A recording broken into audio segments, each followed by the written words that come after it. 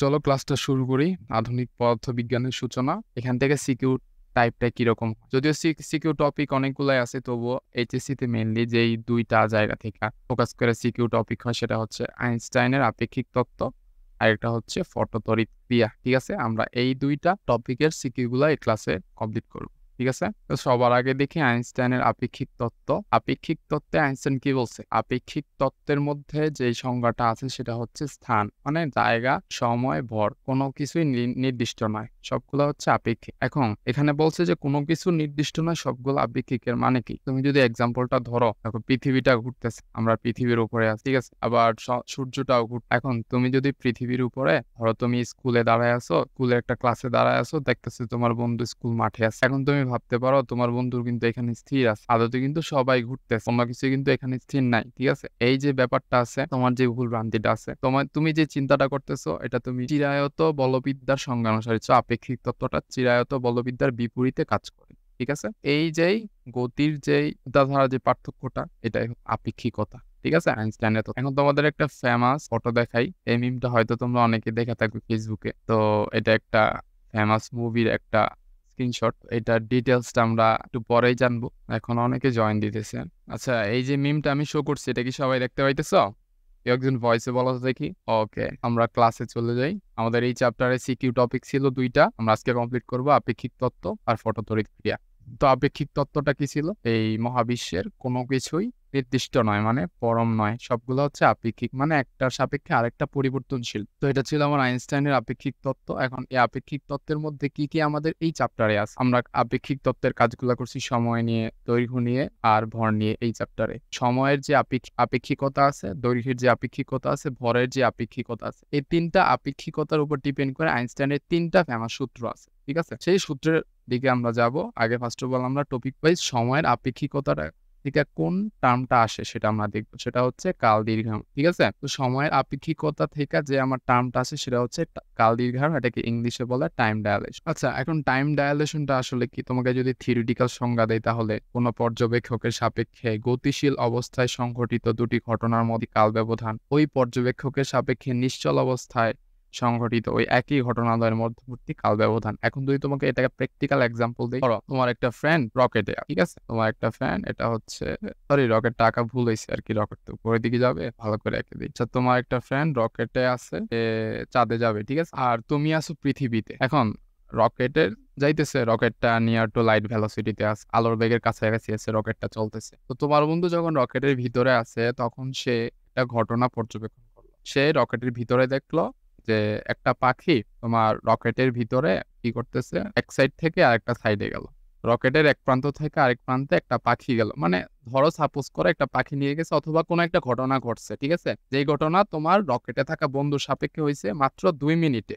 ঠিক আছে, এখন ওই ঘটনাটাই যদি তুমি দেখতে সময় পাইতা, মানে দেখার সুযোগ পাইতা পৃথিবী থেকে, তাহলে তোমার কাছে ওই 2 মিনিটের পার্থক্যটা মনে হবে আরো বেশি। এটা হইতে পারে 2 দিন, 2 ডে হইতে পারে 2 আওয়ার্স। এটা ডিপেন্ড করে তোমার যে বন্ধুটা আছে, বন্ধু যে রকেটের ভ্যালোসিটি, রকেটের ব্যাগটা, সেটার উপরে। ঠিক আছে, তো এই যে সময়ের যে পার্থক্যটা হয়, এটা কেন হয়? এটা হয় তোমার এই আইনস্টাইনের তত্ত্বের কারণে হয়। আইনস্টাইন একটা তত্ত্ব দিছে, কোনো বস্তু, কোনো সময়, কোনো স্থান, কোনোটাই নির্দিষ্ট না। একটা সাপেক্ষে একটা গতিশীলতার কারণে একটা সাপেক্ষে আরেক জায়গার সময় চেঞ্জ হয়, ভর চেঞ্জ হয়, দৈর্ঘ্য চেঞ্জ হয়। তো সময়ের যে পরিবর্তনটা, সময়ের যে ব্যবধানটা হয়, ওটাকে বলা হয় কাল দীর্ঘায়ন। ঠিক আছে, তো এইটাই সংজ্ঞায় বলছে পর্যবেক্ষকের সাপেক্ষে গতিশীল অবস্থায় সংঘটিত দুটি ঘটনা। এই যে গতিশীল তোমার বন্ধুটা আসছে, গতিশীল অবস্থায় দুইটা ঘটনা, পাখিটা এখান থেকে এখানে আসছে, সময়ের পার্থক্যটা কত হয়েছিল? 2 মিনিট। আবার তুমি পৃথিবী থেকে দেখছো, ওই পার্থক্যটা একটু বেড়ে গেছে না, 2 আওয়ার হয়ে গেছে।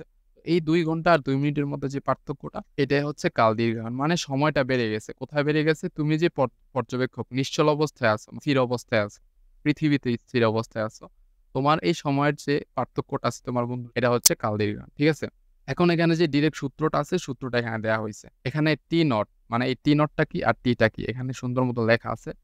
টিটা হচ্ছে তোমার ভূপৃষ্ঠ থেকে কোনো ব্যক্তি সময় ব্যবধান নির্ণয় করে তাহলে তার সময়টা হচ্ছে টি।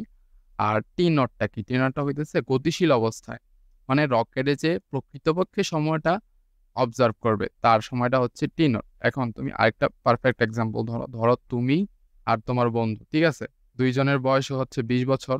এখন 20 বছর বয়সে ধরো দুইজনেরই 20 বছর। এখন 20 বছর বয়সে তোমার বন্ধু সামহাও নাসাতে চাকরি পাইছে। ঠিক আছে? তো কি হইলো? ডিসিশন হয়েছে যে নাসা থেকে তোমার বন্ধুকে মুনে পাঠানো হবে, চাঁদে পাঠানো হবে। তো সে কি করলো? 20 বছর বয়সে আলোর বেগের কাছাকাছি নাসার একটা রকেটে চাঁদে গেল। ঠিক আছে? এখন চাঁদে সে কোনো একটা গবেষণার কাজে 10 বছর এখন 10 বছর স্পেন্ড করার পরে পৃথিবীতে ফিরে আসার পরে ওই যে 10 বছরটা ছিল না? ওইটা তোমার ক্যালেন্ডারে ছিল। মানে তুমি পৃথিবী থেকে হিসাব করছো ওইটা 10 বছর ছিল। ঠিক আছে? আর তোমার বন্ধুর এখানে অ্যাকচুয়ালি কত কাটবে? আমরা যে এক্সাম্পলটা দেখলাম, যে কালদীর্ঘায়নের এক্সাম্পলটা, আসলে যে গতিশীল অবস্থায় থাকে তার সময়টা স্থির অবস্থার তুলনায় কম হয়। ঠিক আছে? তো এখন পৃথিবীতে যদি 10 বছর কাটে, অবভিয়াসলি চাঁদের মধ্যে তোমার বন্ধু আরো কম সময় কাটাইব। হইতে পারে সেটা 5 বছর, হইতে পারে সেটা 3 বছর। ঠিক আছে? তো ক্লিয়ার স্লাইড এটা বুঝাই। স্লাইডটা কই ছিল? এখানে। ওকে। ধরো এটা চাঁদ, এটা হচ্ছে পৃথিবী। ঠিক আছে? ফ্ল্যাট। তো এখান থেকে রকেটে করে তোমার বন্ধু চাঁদে গেল, এখানে 20 বছর স্পেন্ড করলো। আর আগে ছিল 20 বছর। এখানে তুমি আছো, তোমার বয়স হইতেছে 20 বছর। ঠিক আছে? তো 20 বছর বয়স ছিল যখন দুইজনের, তখন তোমার বন্ধু চাঁদে চলে গেল, সেই 20 বছর কাটায় আসলো। তো কি বলছিলাম? যদি কেউ বেগে থাকে, গতিশীল অবস্থায় থাকে, গতিশীল অবস্থায় থাকলে সময় কম কাটবে স্থির অবস্থার তুলনায় অথবা নিশ্চল অবস্থার তুলনায়। এখন স্থির অবস্থাটা কোনটা? এই যে পৃথিবী থেকে তোমার বন্ধুটা অবজার্ভ করতেছে সেই অবস্থাটা। এখন পৃথিবীতে যদি 50 বছর কাটায়, তোমার ওইখানে 30 বছর কাটবো চাঁদে। এটা মনে রাখবা। ঠিক আছে? তো এই যে টার্মটা আছে এটা মনে রাখা শর্টকাট হইতেছে। কেউ যদি চাঁদে যায়, স্পেসে যায়, কোন একটা ম্যাথে যদি বলে যে কেউ স্পেসে গেল তার সময় এত কাটলো, তো অলওয়েজ মনে রাখবা পৃথিবীতে কম সময় কাটবে না, পৃথিবীতে অলওয়েজ বেশি সময় কাটবে। ওই স্পেসে অথবা মহাকাশে কম সময় কাটবে। ঠিক আছে? গতিশীল অবস্থায় থাকলে সময় কম কাটবে স্থির অবস্থায় বা নিশ্চল অবস্থার তুলনায়। এই টার্মটা ক্লিয়ার তোমাদের? কালদীর্ঘায়নটা ক্লিয়ার? ওকে। তো কালদীর্ঘায়নের যে ফর্মুলাটা আছে, T is equals to T naught by root over 1 minus V square by C square. ঠিক আছে? এটা মনে রাখবা। এখানে টি নটটা হইতেছে কি বলছিলাম? প্রকৃত সময়কাল, মানে পর্যবেক্ষকের সাপেক্ষে যে গতিশীল রকেটে আছে তার সময়টা। আর টিটা হইতেছে পৃথিবীতে কত সময় কাটতেছে অথবা নিশ্চল অবস্থায় স্থির অবস্থায় কত সময় কাটতেছে। ঠিক আছে? তো এখন একটা শর্টকাট হইতেছে। আচ্ছা, শর্টকাটটা পরে বলতেছি, মনে রাখেন শর্টকাটটা। তো আমাদের কাল দীর্ঘায়ন গেল, এরপরে আসি যে দৈর্ঘ্য সংকোচন। আচ্ছা, কাল দীর্ঘায়নের যে তোমাকে এই মিমের কথা বলছিলাম, এটা ডিটেলসটা বলে দিই। তো এই মুভিটা কেউ দেখছো? মুভির নাম এটা। ঠিক আছে? তো মুভিতে কি করছে? মুভিটা পুরা হয়েছে আইনস্টাইনের এই যে টাইম ডাইলেশনের থিওরিটা আছে এটার উপর বেসড করে মুভিটা তৈরি হয়েছিল। ফেমাস একটা মুভি, সায়েন্স ফিকশন। তো এটা হচ্ছে ফাদার, এটা হচ্ছে তার ডটার, এটা বাপ, এটা হইতেছে মেয়ে। আর এটা হচ্ছে তোমার স্পেস ট্রাভেলের আগে, মেয়ের বাবা যখন স্পেস ট্রাভেলে যাবে এর আগে এই ছবিটা। আর এটা হইতেছে মজার ব্যাপার হইতেছে, এটা হচ্ছে স্পেস ট্রাভেলের পরে।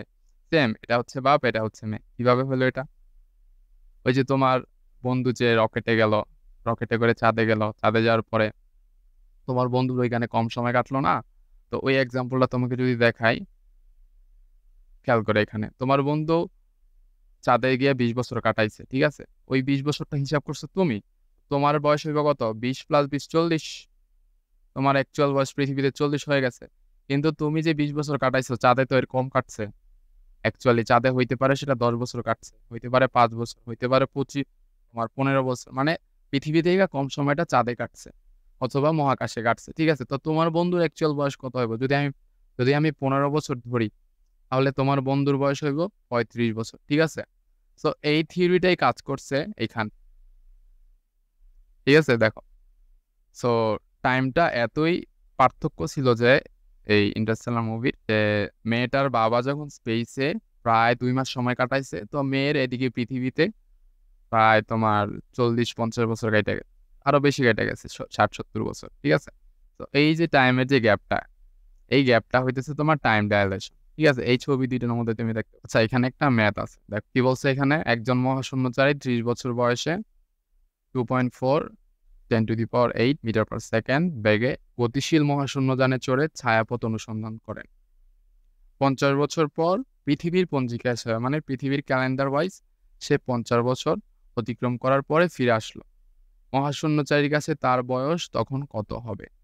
এটা তোমাদেরকে বলে দিই, এটা করাবো না এখন। এইজ ছিল কত আগে? 30 বছর এইজ ছিল, ঠিক আছে।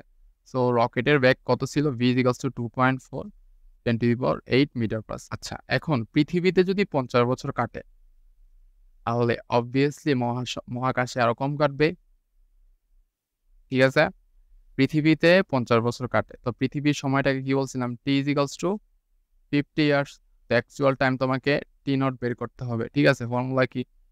t = t0/√1 - v²/c², ঠিক আছে। এখান থেকে তুমি t0টা বের করবে, অ্যান্সার হয়ে যাবে। ক্লিয়ার? সবাই বুঝতে পারছো? আচ্ছা, ক্লাস কি ক্লিয়ার দেখা যাইতেছে, শোনা যাইতেছে? কেউ একজন মেসেজে বলতে পারো। ওকে, থ্যাংক ইউ মাশরাফি। আচ্ছা, এখন আসি যে দৈর্ঘ্যের আপেক্ষিকতা। দৈর্ঘ্যের যে আপেক্ষিকতা থেকে টার্মটা হয় সেটা হচ্ছে দৈর্ঘ্য সংকোচন। দৈর্ঘ্য সংকোচন, আর এর আগে পড়ছিলাম কাল দীর্ঘায়ন। কাল দীর্ঘায়নে তো দেখলাম যখন কেউ আলোর বেগের কাছাকাছি চলে। আরেকটা কথা হইতেছে যে এই আপেক্ষিকতার যে সূত্রগুলো আসে সবগুলাই হয় যখন কোনো একটা বস্তু আলোর বেগের কাছাকাছি চলে, ঠিক আছে। তো নর্মালির ব্যাগে যদি চলে ওইটা নিউটনের সূত্র মাইনা চলতে পারে, কিন্তু আইনস্টাইনের সূত্র মানবে না। আইনস্টাইনের সূত্রের জন্য প্রযোজ্য হচ্ছে তোমার যে যানবাহনটা, যে যানটা তুমি ইউজ করবা, ওইটার ভ্যালোসিটিটা, ওইটার ব্যাগটা আলোর বেগের কাছাকাছি হতে হবে, ঠিক আছে। এখন দৈর্ঘ্যের আপেক্ষিকতাটা কি? কোয়েশ্চেন খাতায় তোলার দরকার নাই, তোমাদেরকে স্লাইডে নোট দেওয়া হবে। দৈর্ঘ্যের আপেক্ষিকতাটা কি? ধরো এটা হচ্ছে একটা রড, ঠিক আছে। এটা একটা রড। এখন তুমি এই রডটাকে এর দৈর্ঘ্যের সাপেক্ষে মানে খাড়া এমন একটা বেগে ঢিল দিলা যার বেগটা আলোর বেগের কাছাকাছি। সাপোজ করো এই আইনস্টাইনের সূত্রগুলো সবগুলা একটু কনফিউশন লাগতে পারে, তুমি এগুলো মনে করবা, তাহলে চিন্তা করবা যে তুমি এটা কাজটা করতেছো সম্ভব, পসিবল হোক আর না হোক তুমি চিন্তা করবা। চিন্তা করার দায়িত্ব তোমার, ম্যাথ সলিউশন করবা তুমি, এক্সপেরিমেন্ট করার দায়িত্ব তোমার না, ঠিক আছে। তো এটা আদতে পসিবল হইলো কি হইলো না এটা দেখার কোনো লজিক নেই, ঠিক আছে। তো একটা রড আছে, এটা তুমি একটা আলোর বেগের কাছাকাছি নিক্ষেপ করলা, ধরো 2.8 10⁸ মিটার পার সেকেন্ড। এই বেগে তুমি একটা রড নিক্ষেপ করলা। এখন দৈর্ঘ্য সংকোচনের যে ব্যাপারটা আছে, থিওরিটা আছে, এই থিওরি অনুযায়ী তুমি একটা কোনো বস্তুকে যদি এর দৈর্ঘ্যের সাপেক্ষে আলোর বেগের কাছাকাছি নিক্ষেপ করো অথবা গতিশীল অবস্থায় পরিবর্তন করো ওই বস্তুটাকে, তাহলে ওই বস্তুটার দৈর্ঘ্যটা কমে যাবে, ঠিক আছে। ধরো এই রডটার দৈর্ঘ্য ছিল 10 মিটার। এখন এই রডটা যদি গতিশীল অবস্থায় যায় ওই রকেটের মতো সেই গতিতে এটা চলতে থাকে, তাহলে এর দৈর্ঘ্যটা তোমার কমে যাবে। মনে হবে যে তুমি এটার দৈর্ঘ্য মনে করবা হইতেছে 8 মিটার মনে করবা, ঠিক আছে। কখন মনে করবা? যখন বস্তুটা গতিশীল অবস্থায় থাকবে, ঠিক আছে। আর যখন স্থির অবস্থায় থাকবে তখন তো তুমি অ্যাকচুয়াল দৈর্ঘ্যটাই দেখবা। আগের ম্যাথটাতে ভি আর সি মানেটা বুঝি। তো আগের ম্যাথের সূত্রটাতে ভি হচ্ছে তোমার বস্তুর বেগ মানে রকেটের বেগ, এখানে ভি হচ্ছে রকেটের বেগ আর সি হচ্ছে আলোর বেগ, ঠিক আছে। সেটা এখানে লিখে দিই, এগুলো দেয়া থাকবে তোমার পরীক্ষাতে, ঠিক আছে, সব ডাটা। আলোর বেগ তো হচ্ছে 3 × 10⁸, এটা হচ্ছে আলোর বেগ, ঠিক আছে। আচ্ছা, কি বললাম? দৈর্ঘ্য সংকোচন অথবা দৈর্ঘ্যের আপেক্ষিকতা, কোনো একটা বস্তু যদি আলোর বেগের কাছাকাছি অর্থাৎ গতিশীল অবস্থায় চলে তাহলে তার দৈর্ঘ্যটা কমে যাবে। আমার সাপেক্ষে সেটা মনে হবে। ধরো কোনো একটা বস্তুর দৈর্ঘ্য 10 মিটার, এখন সেটা গতিশীল অবস্থায় চলে গেল, তার দৈর্ঘ্যটা কমবে। আইনস্টাইনের আপেক্ষিক তত্ত্ব অনুযায়ী তার দৈর্ঘ্যটা 9 মিটার অথবা 7-8, এটা নির্ভর করে দৈর্ঘ্যটা কত কমবে সেটা নির্ভর করে ব্যাগের উপরে বস্তুটা, ঠিক আছে। এখন এই দৈর্ঘ্য সংকোচনের যে সূত্রটা আছে সেটা হচ্ছে L = L0√1 - v²/c², এই যে এখানে দেয়া আছে, ঠিক আছে। এখানে Lটা কি আর L0টা কি? ভি আর সি তো বললাম, ভি হচ্ছে তোমার বস্তুর ব্যাগটা আর সি হচ্ছে আলোর ব্যাগটা। এখন L0টা হচ্ছে বস্তুটার স্থির অবস্থায় দৈর্ঘ্য, মানে বস্তুটার প্রকৃত দৈর্ঘ্য হচ্ছে L0, ঠিক আছে। আর L হচ্ছে কি? গতিশীল অবস্থায় বস্তুটার দৈর্ঘ্য, ঠিক আছে। তো L0 হচ্ছে স্থির অবস্থায় দৈর্ঘ্য আর L হচ্ছে গতিশীল অবস্থায় দৈর্ঘ্য, ঠিক আছে। আচ্ছা সোহাগ, তোমার মাইকটা মিউট করে রাখো। হ্যালো হ্যালো সোহাগ, তোমার মাইকটা একটু মিউট করে রাখো। Thank you. ওকে, সবাইকে মিউট করে দিয়েছি আমি। আচ্ছা, তো দৈর্ঘ্য সংকোচনের যে টার্মটা কি ছিল, কোনো একটা বস্তু যদি গতিশীল অবস্থায় চলে যায় তাহলে তার দৈর্ঘ্যটা কমে যায়। এখানে এল নটটা হইতেছে বস্তুর প্রকৃত দৈর্ঘ্য, মানে আদি অবস্থায় দৈর্ঘ্য যেটা গতির আগে। সাধারণ অবস্থায় আমরা বস্তুর যে দৈর্ঘ্যটা দেখি সেটা এল নট, আর এল হইতেছে গতিশীল অবস্থায় দৈর্ঘ্য। ঠিক আছে? তো অলওয়েজ মনে রাখবা দৈর্ঘ্যটা কমে যায় আর সময়টা বেড়ে যায়। এরপরে আসি ভর। ম্যাথগুলো পরে করবো। এরপরে আসি ভরের আপেক্ষিকতা। ভরের আপেক্ষিকতার জন্য কি হয়, আমার ভরটা বৃদ্ধি পায়। ঠিক আছে? এখানে এম নটটা হইতেছে প্রকৃত ভর, আর এমটা হইতেছে গতিশীল ভর। ঠিক আছে? গতিশীল অবস্থায় ভর, গতিশীল অবস্থায় ভর। ঠিক আছে? তো এই টার্মটা কিভাবে কাজ করে, ধরো তুমি পৃথিবীতে আছো। এখন তুমি যদি নাসাতে চাকরি পাও, চাকরি পাওয়ার পরে দেখলা যে নাসা তোমাকে মঙ্গল গ্রহে পাঠাবে আলোর বেগের কাছাকাছি কোনো একটা রকেটে। এখন যখন তুমি রকেট দিয়ে মঙ্গল গ্রহে যাবা, ওই পথে তোমার বেগটা বৃদ্ধি পাবে। কেন বৃদ্ধি পাবে? আইনস্টাইনের তত্ত্ব বলছে যে কোনো একটা বস্তু যদি আলোর বেগের কাছাকাছি চলতে শুরু করে, ওই বস্তুটার ভরটা বৃদ্ধি পায়। ঠিক আছে? এটাই হচ্ছে ভরের আপেক্ষিকতা। এর ফর্মুলাটা হচ্ছে m = m0 বাই √1 - v²/c²। তো দেখো এই যে তিনটা তত্ত্ব পড়লাম, এরপর এই তিনটার মধ্যে বৃদ্ধি পায় কোনটা? একটা হচ্ছে সময়টা, আর একটা হচ্ছে ভরটা। আর কমে কোনটা? কমে হচ্ছে তোমার দৈর্ঘ্যটা কমে। ঠিক আছে? এখন এখানে যে শর্টকাটটা বলবো আমি, শর্টকাটটা হচ্ছে, যদি তোমার কমাইতে বলে, যদি তুমি কমাইতে চাও, কি কমাইতে চাও, ভ্যালু কমাইতে চাও, তাহলে তুমি গুণ দিবা। কি গুণ দিবা বললাম, কি ভ্যালু কমাইবা তোমার বুঝতে সমস্যা হইতে পারে। দেখো, আমরা রকেটের যে দৈর্ঘ্য নিয়ে কাজ করছি, দৈর্ঘ্য সংকোচনটা যখন আলোর বেগের কাছাকাছি চলে তখন দৈর্ঘ্যটা কমে যায় না? তো দৈর্ঘ্য কমে যাওয়ার জন্য যদি কমাইতে হয় তাহলে কি বলছি আমি, গুণ দিতে হবে। ঠিক আছে? p²/c², এই যে গুণ দিলাম এখানে। ঠিক আছে? আর যদি বাড়াইতে চাও, যেমন ভরটা বৃদ্ধি পায় না, তো এই জন্য কি ভাগ দিছি। ফর্মুলা তুমি এভাবে শর্টকাট মনে রাখতে পারো। তুমি থিওরিটা বুঝলা যে কোনো একটা বস্তু গতিশীল হয়ে গেলে তার ভরটা বৃদ্ধি পায়। তো বৃদ্ধি পাইলে মানে ভাগ। ঠিক আছে? আর যদি ছোট করতে চাও তাহলে গুণ। ঠিক আছে? ক্লিয়ার এখন? যদি মান কমাতে চাই তাহলে গুণ দিব। কিসের মান কমাতে চাই? হইতে পারে সেটা দৈর্ঘ্যের মান, হইতে পারে আমার ভরের মান, হইতে পারে সময়ের মান। এখন কখন কোন জায়গায় কমে কোন জায়গায় বাড়ে সেটা তো তুমি জানো।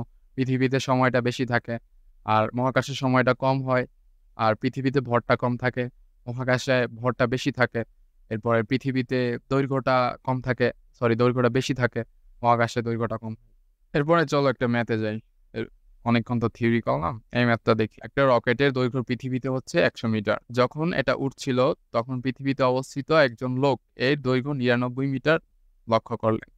কেন লক্ষ্য করলেন এখন বলো তো দেখি। কারণ কি পড়ছিলাম আমরা একটু আগে, কোনো একটা বস্তু যদি গতিশীল অবস্থায় চলে যায় তার দৈর্ঘ্যটা আমার কাছে মনে হবে যে কমে গেছে, এই জন্য 99 মিটার দেখছেন। ঠিক আছে? তো রকেটটার বেগ নির্ণয় করতে বলছে। তো এখানে এল নট কত? প্রকৃত দৈর্ঘ্য 100 মিটার।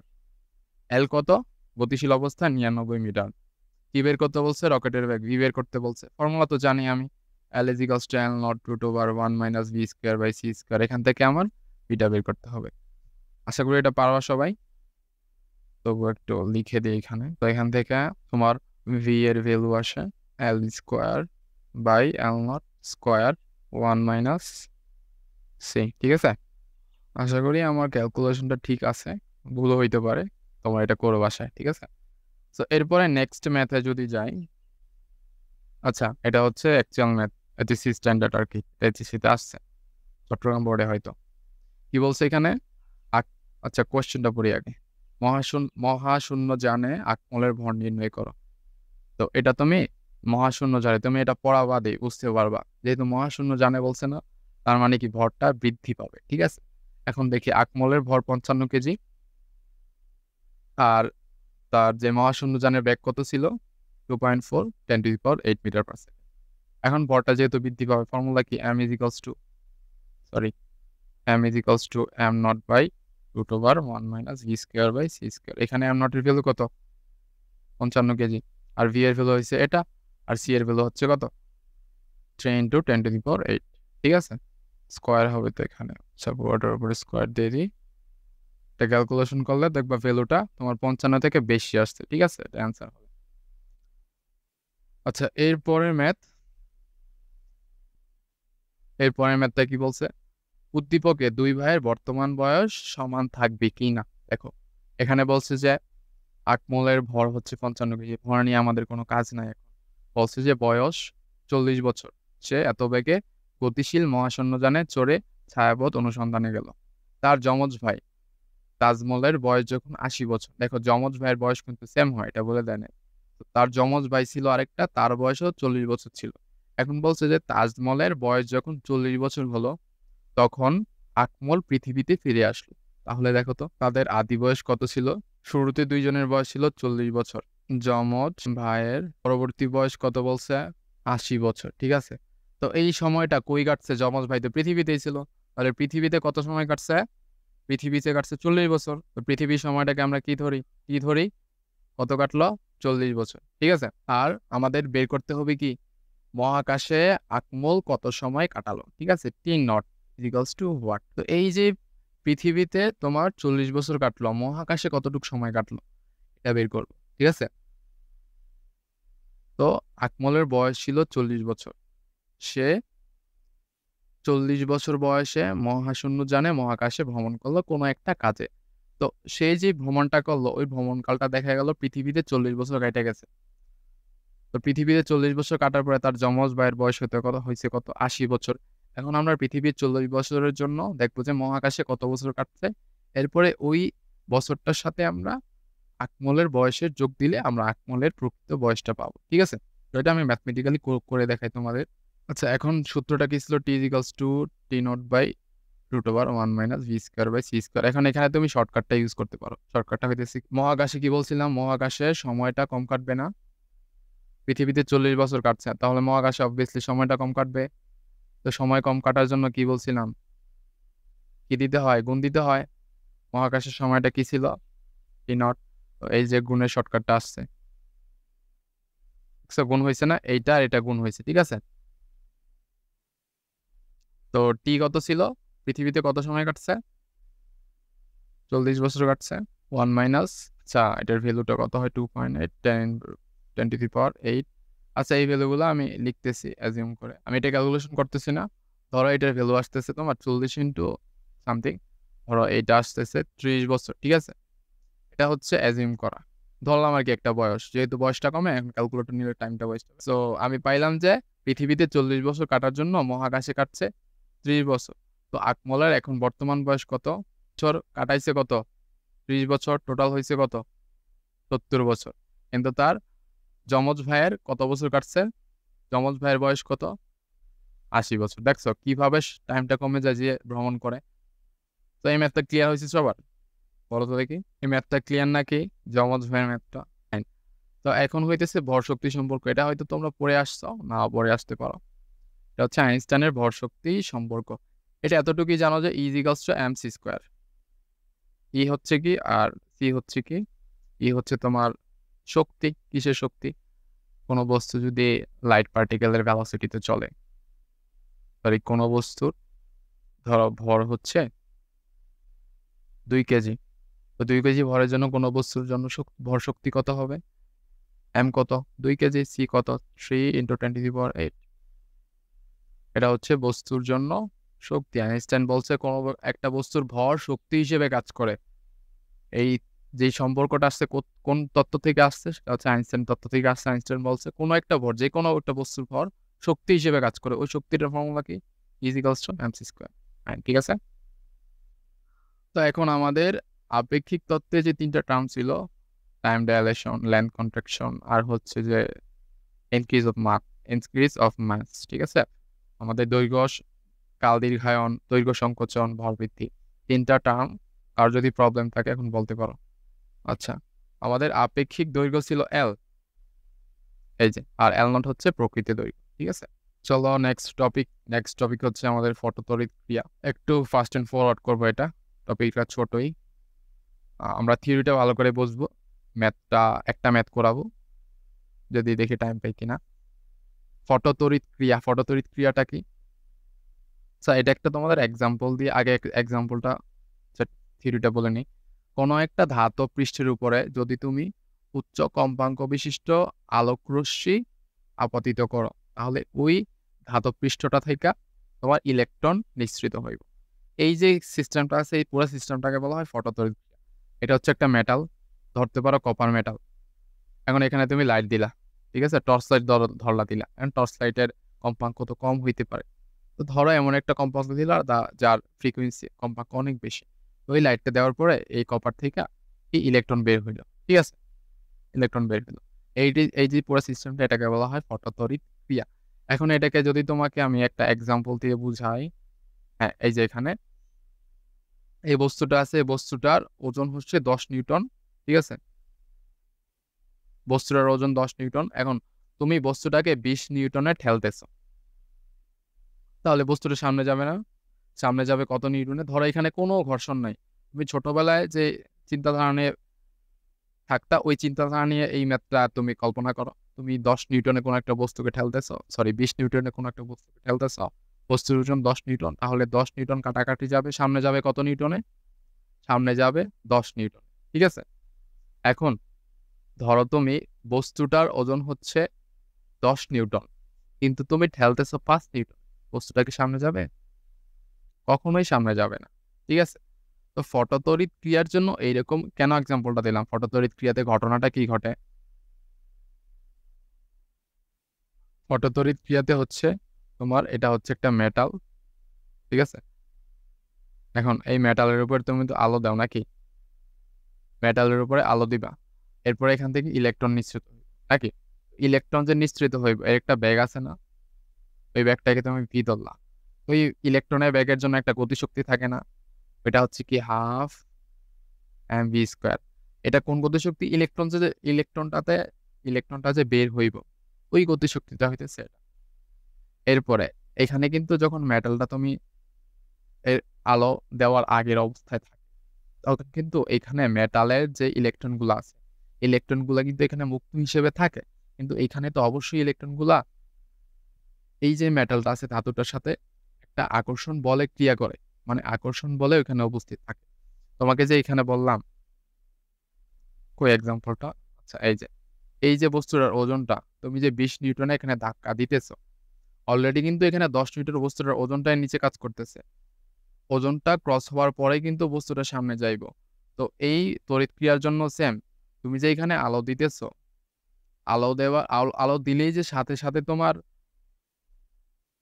এখান থেকে ইলেকট্রন নিশ্চিত হইব এরকম কিন্তু কোনো কথা নাই। ইলেকট্রনটা যে এখানে বস্তুর সাথে যেই শক্তিতে আবদ্ধ আছে, ওই শক্তিটার যদি আলোর শক্তি থেকে বেশি হয়, তাহলে কিন্তু ইলেকট্রনটা বের হইব না। ধরো ইলেকট্রনটা এখানে তোমার নিউটন বলের একক দিয়ে এক্সাম্পলটা দেই। ধরো আলোটা আবদ্ধ আছে এখানে 100 নিউটনে, সরি ইলেকট্রন, আলো না, ইলেকট্রনটা এই কপার ধাতুর সাথে 100 নিউটন বলে আবদ্ধ আছে, ঠিক আছে। এখন তুমি যে আলো দিলা, ওই আলো দ্বারা সৃষ্ট বল হইতেছে ধরো 200 নিউটন, ঠিক আছে। তাহলে 200 নিউটন দিয়ে ধাক্কা দিলে 100 নিউটন বের হয়ে যাবে না? অবভিয়াসলি বের হয়ে যাবে। তাহলে ইলেকট্রনটা যেই গতিশক্তি নিয়ে বের হবে ওইটা হবে কত? 100 নিউটন। এই 200 মাইনাস 100। এখন ধরো তুমি 200 নিউটনে ধাক্কা দেও নাই, তুমি 150 নিউটনে ধাক্কা দিছো, এখনো তো বের হবে, বের হবে না? কত নিউটনে বের হবে? 50 নিউটন নিয়ে বের হবে, ঠিক আছে। তো এখন যদি তুমি 50 নিউটনে ধাক্কা দাও, কখনোই তো বের হবে না ইলেকট্রনটা এই কপার মেটাল থেকে, কারণ তোমার শক্তিই কম। তোমার ধাক্কা দেওয়ার শক্তিটাই এখানে ইলেকট্রনের বন্ধন শক্তি থেকে কম আছে, ইলেকট্রনটা বের হবে না। এখন এখানে যে নিউটনে কিন্তু কখনো ম্যাথ আসে না যে এত নিউটন বলে আবদ্ধ আছে, এখানে শক্তি দিয়ে আসে। কিভাবে শক্তি দিয়ে আসে? এক্সাম্পলটা দেখে, তুমি যে আলোটা নিক্ষেপ করতেছো, আলোর একটা তরঙ্গ দৈর্ঘ্য আছে। এখন আলোর তরঙ্গ দৈর্ঘ্য, আলোর একটা ফ্রিকোয়েন্সি আছে, ওই ফ্রিকোয়েন্সির জন্য কি হবে? আলোর একটা শক্তি তৈরি হবে, E is equals to hc by lambda, অথবা কি hf। এফ হচ্ছে আলোর কম্পাঙ্ক, ল্যামডা হচ্ছে আলোর তরঙ্গ দৈর্ঘ্য। তোমাকে যেটা দেয়া থাকে এটা কোন কিসের, কোন আলো যেটা তুমি নিক্ষেপ করছো, ঠিক আছে, মেটালের উপরে। এখন এখানে যে মেটালটা আছে, ওই মেটালটার নিজস্ব কি আছে? সরি ইলেকট্রনটা আছে, ওই ইলেকট্রনটার নিজস্ব কম্পাঙ্ক আছে, ওইটাকে বলা হয় সূচন কম্পাঙ্ক। সূচন কম্পাঙ্ক। দেখো এখানে যে এক্সাম্পলটা আছে, এই যে বস্তুর ওজনটা এটাকে ধরে রাখতে পারো তুমি কি কার্য সম্পাদন সহগ। এই যে আগে যেটা কাজ করে বস্তুর মধ্যে, আগে যে ওজনটা কাজ করে এটাকে তুমি ডেল্টা দিয়ে প্রকাশ করতে পারো অথবা ডব্লিউ দিয়ে প্রকাশ করতে পারো। তো এটা বস্তুটার সাথে আমি রিলেট করলাম, ম্যাথটা কিন্তু এই ওজনের সাথে কোনো রিলেশন নাই। ম্যাথটা হচ্ছে আমার ফটোতড়িৎ ক্রিয়াতে এখানে যে ইলেকট্রনটা থাকে, ইলেকট্রনগুলোর সূচন কম্পাঙ্কটা কি এফ নট অথবা সূচন তরঙ্গ দৈর্ঘ্য ল্যামডা নট বলা হয়। এখন এই সূচন কম্পাঙ্ক আর সূচন তরঙ্গ দৈর্ঘ্যের জন্য যে শক্তিটা থাকে ওইটাকে বলা হয় কার্য সম্পাদন সহগ, phi is equals to H F naught অথবা H C by lambda naught. এটাকে তুমি ফাই দিয়েও প্রকাশ করতে পারো অথবা ডব্লিউ দিয়ে প্রকাশ করতে পারো। ঠিক আছে, ঠিক আছে, এটা হচ্ছে কার্য সম্পাদন সহগ। ঠিক আছে, এখন খেয়াল করে দেখি, এখানে কোনো একটা বস্তু আলো ফেললা, এরপরে বস্তুটা ইলেকট্রনটা বের হইল। তো আমরা এই এক্সাম্পলটা যদি দেখি, ওই এখানে এক্সাম্পলটা তুমি 20 নিউটনে 10 নিউটন ওজনের বস্তুকে ধাক্কা দিলা, বস্তুটা সামনের দিকে 10 নিউটনে গেল। এখন এখান থেকে একটা ফর্মুলা পাও না, তুমি যে বলে ধাক্কা দিবা সেটা হচ্ছে বাকি দুইটা বলের যোগফল। এই ফর্মুলাটা আসে, এই এই কনসেপ্টটা আমরা এইখানে কাজ করাবো। ঠিক আছে, দেখো তুমি যে আলোক শক্তিতে ধাক্কা দিবা ইজ ইকালস টু বাকি দুইটা শক্তির যোগফল, মানে কার্য সম্পাদন সহগ পাই প্লাস এখানে গতিশক্তি কি কে। ঠিক আছে, এখন কেএমএক্স কি বলছি হাফ এম ভি স্কোয়ার। এখানে তোমাকে ভোল্টেজ দেওয়া ম্যাথটা আসে, কেএমএক্স এর আরেকটা formula maximum kinetic energy, maximum সর্বোচ্চ গতিশক্তি। এটা হইতে পারে হাফ এম ভি স্কোয়ার হইতে পারে, অথবা তোমাকে বেগ না দিয়ে ভোল্টেজও দিতে পারে ই ভি নট। এখানে ভি নট হচ্ছে নিবৃত্তি বিভব। ঠিক আছে, আর এটা হচ্ছে ইলেকট্রনের চার্জ। এগুলো দিয়ে দিবে ডাটা। ইলেকট্রনের চার্জ কত? 1.6 10 ইনভার্স 19 কুলম। ঠিক আছে, সো এই হ্যালো, কি বললা? নিবৃত্তি বিভব কি? হ্যালো, কোয়েশ্চেন করছো কে? আরেকবার করো প্লিজ। আচ্ছা, নিবৃত্তি বিভব হচ্ছে কোনো একটা বস্তুর মধ্যে ইনিশিয়াল ভোল্টেজ আর কি, এটা বস্তুর মধ্যে তোমার উপস্থিত থাকে ইনিশিয়াল ভোল্টেজ।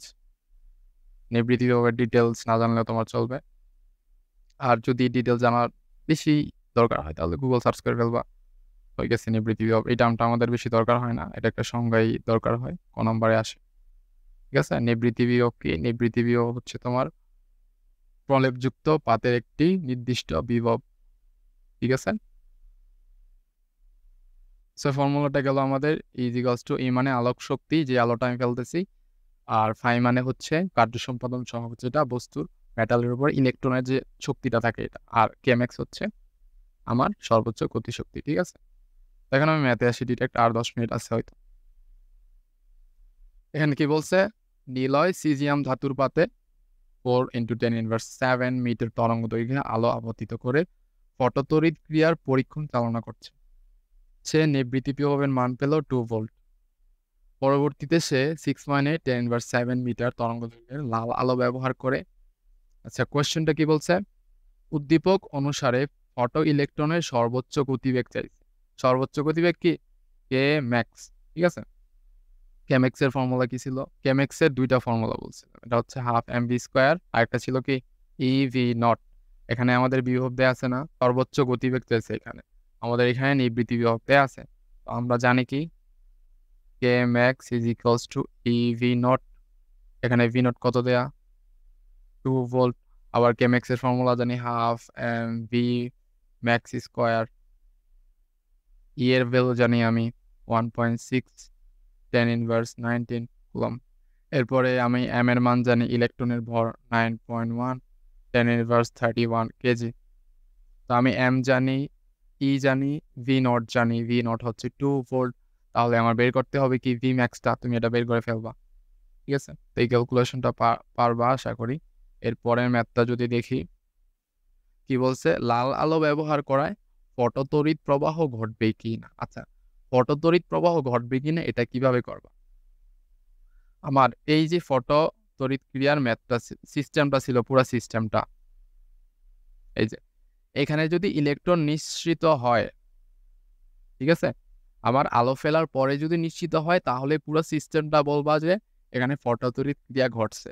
আর যদি ইলেকট্রন বের না হয়, নিশ্চিত না হয় তাহলে এর মানে হচ্ছে ফটোতড়িৎ ক্রিয়া ঘটে নাই। এটাই বুঝাইছে এখানে। বলছে যে তুমি যে লাল আলোটা ব্যবহার করছো, এই লাল আলোটা ব্যবহার করে ফটোতড়িৎ প্রবাহটা ঘটবে। তো লাল আলোর তরঙ্গ দৈর্ঘ্য দেয়া আছে এখানে। এখন তোমার এখানে লাগবে কি? লাগবে হচ্ছে তোমার ফর্মুলাটা কি ছিল? ফর্মুলাটা ছিল E = 5 প্লাস kmx। তুমি তো kmx পাইলা।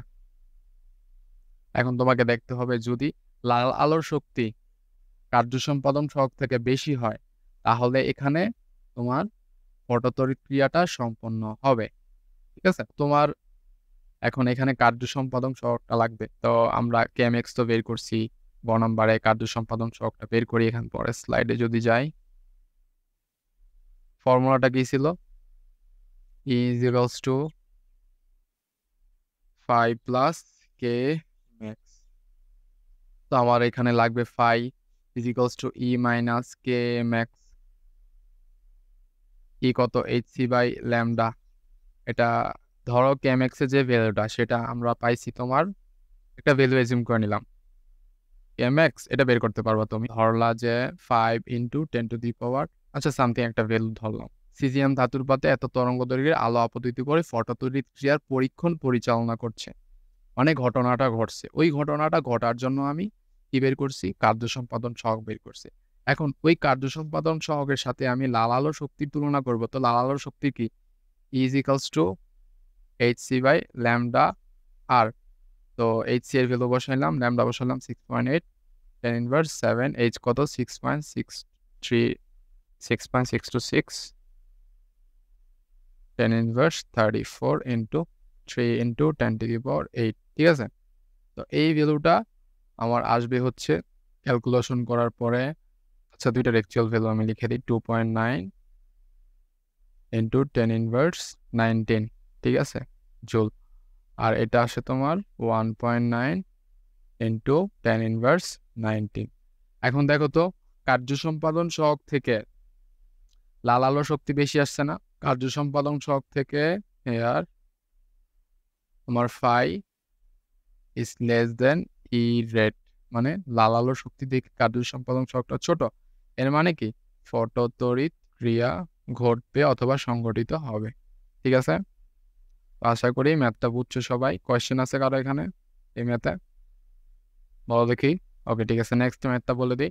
ফটো ইলেকট্রনের সর্বোচ্চ গতিবেগ, সেম ওইটা Vmax বের করতে বলছে এখানে, আগের ম্যাথের মতো। এরপরে বলছে উদ্দীপকে বর্ণিত ধাতুর উপর 5897 অ্যাংস্ট্রম তরঙ্গ দৈর্ঘ্যের আলো আপতিত হলে ইলেকট্রন মুক্ত হবে কি? তো মুক্ত হওয়ার কন্ডিশন কি? আমার ইটা ফাইয়ের থেকে বড় হইতে হবে। ইটা কোনটা? এই তরঙ্গ দৈর্ঘ্যের জন্য ই, এটা হচ্ছে এটা। আর ফাই কত? প্রথম যে ঘটনাটা ঘটছে ওই ঘটনার জন্য আমার ফাইয়ের ভ্যালু। ওই ফাইয়ের ভ্যালুটা বের করবো আমি প্রথমে। এটা হচ্ছে E2টা, আর আমার ওই ফাইয়ের ভ্যালু হবে E1 মাইনাস কে ম্যাক্স। E1 কত হবে? hc/λ কত হবে এখানে? 2.500 tan−10। আমি মিটারে কনভার্ট করলাম, ঠিক আছে। 1 অ্যাংস্ট্রম = tan−10 মিটার। এটাকে আমি এখানে মিটারে কনভার্ট করে লিখলাম, ঠিক আছে, মাইনাস kmax। কার্যবেক্ষক দেওয়া আছে না এখানে? তো kmax এর ফর্মুলা কি? EV0। E এর ভ্যালু কত? 1.6 tan−19 ইন্টু কার্যবেক্ষকের ভ্যালু কত? ও এটা তো কার্যবেক্ষকের ভ্যালু। আচ্ছা আমাদের তো kmax লাগবে। আচ্ছা এখানে তো কার্যবেক্ষক দেয়া আছে, ম্যাথটা তো আরো ইজি। সরি, কার্যবেক্ষক দেয়া আছে, শুধু আমার শক্তিটা বের করলে হয়ে যাবে। কার্যবেক্ষক হচ্ছে এখানে 2.3 ইলেকট্রন ভোল্ট। আচ্ছা কার্যবেক্ষককে আমার জুলে কনভার্ট করতে হবে। এখানে ইলেকট্রন ভোল্ট থেকে জুলে কনভার্ট করে কিভাবে? 2.3 × 1.6 tan−19 জুল। এটা গুণ করলে আমার কার্যবেক্ষকটা চলে আসলো জুলে। এরপরে আমার ইটা বের করতে হবে এই তরঙ্গ দৈর্ঘ্যের জন্য। এর সূত্র কি? hc/λ, ঠিক আছে। তো এখানে একটা ভ্যালু চলে আসবে তোমার। ল্যামডা কত? 5897 tan−10। h এর ভ্যালু 6.626, tan−1 34, আর c এর ভ্যালু হচ্ছে 3 × 10⁸। ঠিক আছে, তো এই ভ্যালুটা আসছে তোমার কত আসবে? এখন যদি তোমার ফায়ার ভ্যালুটা ছোট হয় ই থেকে, তার মানে কি ঘটনাটা ঘটবে। আর যদি ফায়ার ভ্যালুটা বড় হয় ই থেকে, তার মানে কি ঘটনাটা ঘটবে না। ক্লিয়ার? আচ্ছা, ঠিক আছে, ম্যাথটা ক্লিয়ার হয়েছে সবার? এখানে ঘটনাটা ঘটে না আসলে। ক্যালকুলেশন করার পরে দেখবা যে here phi is greater than E, so photo তড়িৎ ক্রিয়া হবে না বা সংঘটিত হবে না। ঠিক আছে, ক্লিয়ার সবাই ম্যাথটা? আই গেস বুঝতে পারছো। ওকে, তাহলে আজকের ক্লাস এ পর্যন্তই।